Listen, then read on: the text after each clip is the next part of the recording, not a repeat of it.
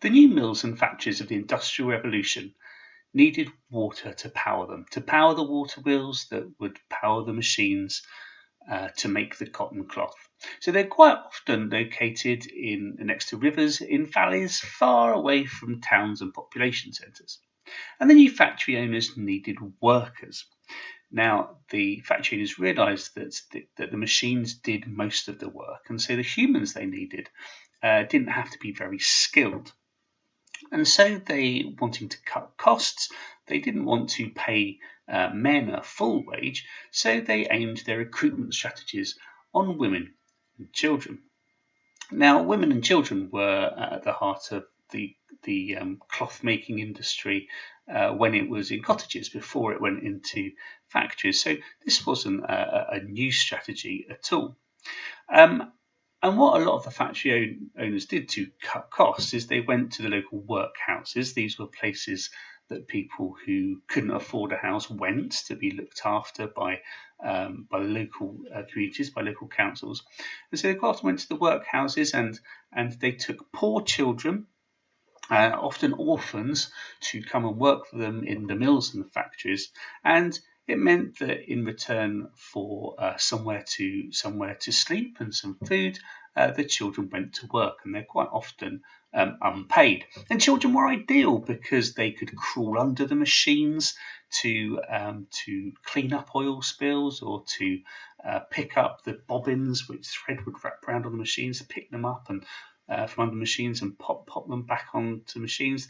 They could quite easily mend thread that had broken with small nimble fingers. So children were ideal. So and we've got an image here of women and children working in one of the mills from a book called The History of Cotton Manufacture of Great Britain, published in 1835. And this book was actually written by a factory owner themselves. And you can see that although the work could be quite hard, that actually conditions don't look too bad, do they? With all the light coming in, spacious, the nice clean outfits that the women and the children are wearing.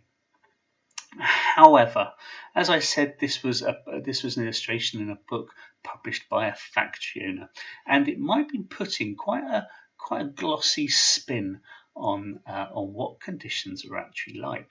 So if you compare this image of conditions in the mills in the early 19th century to this one, you can see that this is quite different.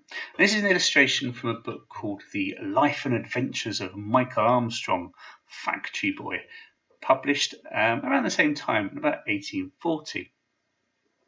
And as you can see, the workers are in a lot more ragged clothes.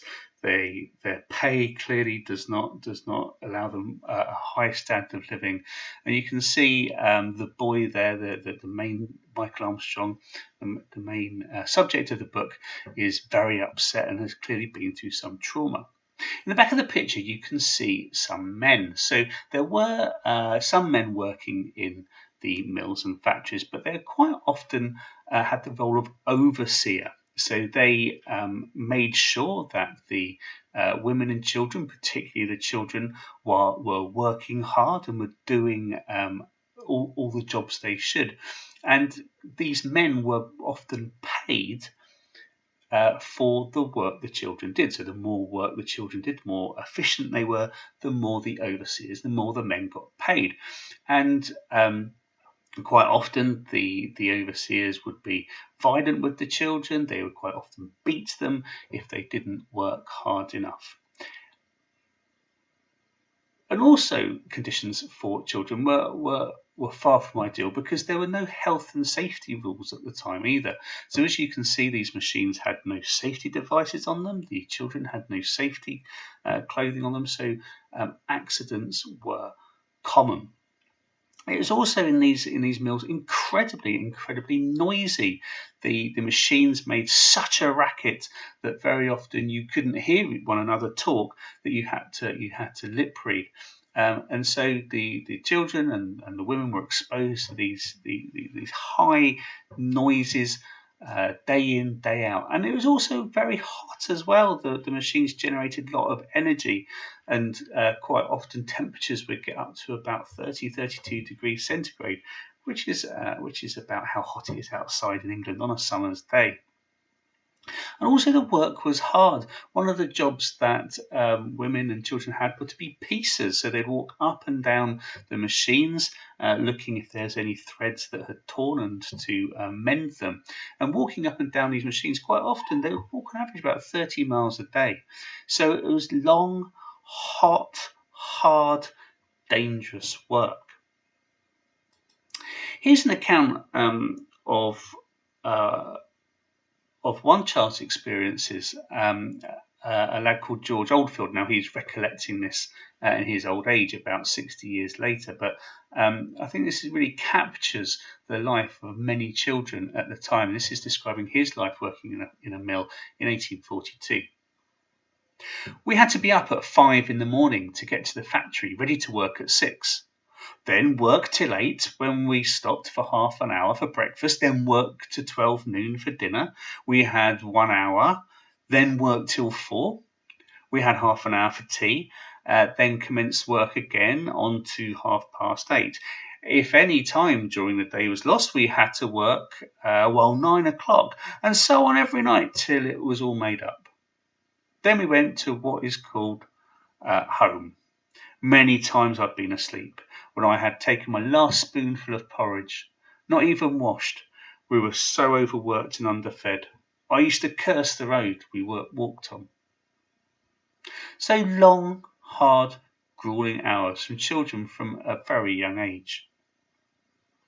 And this extract by James Mills, who was writing about chapters in the life of a Dundee factory boy in 1850, captures the fatigue that the children felt and how this led to accidents. And I think this quote as well captures the violence of the daily life of the children as well. One day a boy was carrying an armful of bobbins. He sat down to rest himself. In a few moments he was fast asleep. The master happened to pass by. Without the least warning, he gave him a violent slap on the side of the head, which stunned him. In a half-sleeping state, he ran to the machine, which he sometimes attended. 5 minutes barely passed when his left hand got entangled in the machinery. 2 of his fingers were crushed to a jelly, and he had to be immediately amputated. So if life in the factory was hard, life outside the factory wasn't much better. So they had to go home to sleep, and quite often they're allowed 4, maybe 5 days off a year. And conditions that they lived in were very, very unpleasant. Now, cheap houses were thrown up very quickly around these new factories for the workers to live in, and the landlords that built them used cheap materials, cheap labour. Some historians have worked out it probably cost an equivalent of about £50 per house to build. They had no responsibility at all to supply any fresh water to the housing, to provide any sewerage, to take poo and wee away, and so the conditions in these houses were very damp, were very smelly, and quite often houses needed to share toilets, or as they called them, privy, from the word private. They had to share houses, share privies. An example of how many of these cheap houses were thrown up, in Manchester in 1750, there were only 18,000 inhabitants, but because of the number of mills and factories that were built in the area, by 1851, there were 303,000 people living there. So it's a huge number of accommodation being thrown up very, very quickly. Whole families would cram into single rooms in these new houses that were built. So conditions were incredibly crammed, incredibly crowded. As you had to go outside to go to the privy, which you had to share with other families, quite often people, especially if it's cold outside, would just go to the toilet in the corner of the room, and maybe perhaps clean it up later. So really unhygienic, overcrowded conditions. And as there was no water supply within the house, they would quite often they would go and get their water from a stand pump out in the street. Now, again, the stand pumps were quite often cheaply constructed and cheaply put together. This caused problems quite often because the stand pumps were quite often constructed close to where privies are. If you look at this illustration, you can see on the left-hand side the chap popping into the privy, and underneath the privy would be the cesspit. So all of the poo and wee would go into this cesspit. And some lucky individuals had the job of soilmen, or as they known as night soilmen, because they'd quite often come in the evening. And it was their jobs to empty out these cesspits, and they would take the poo and wee and sell them as fertilizer, very high quality fertilizer, to farmers in the countryside.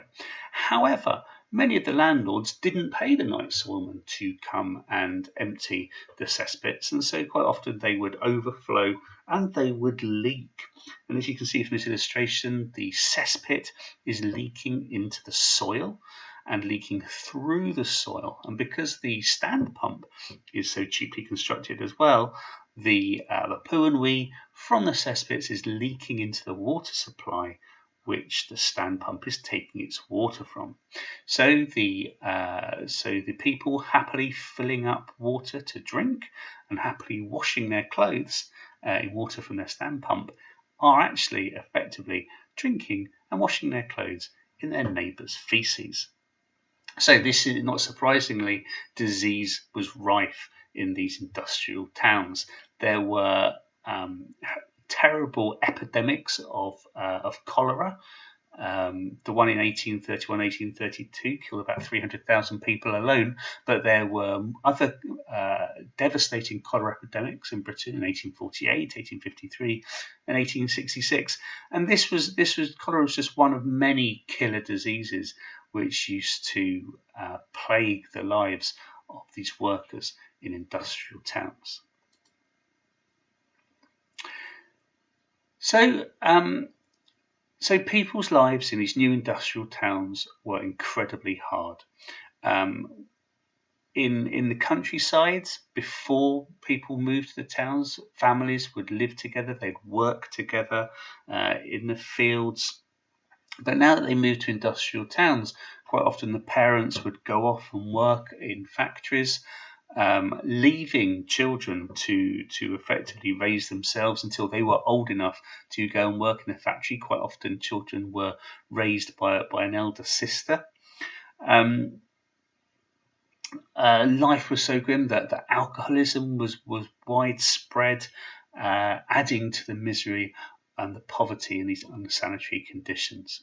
So life in these new industrial towns was very harsh, very brutal, and often very, very short.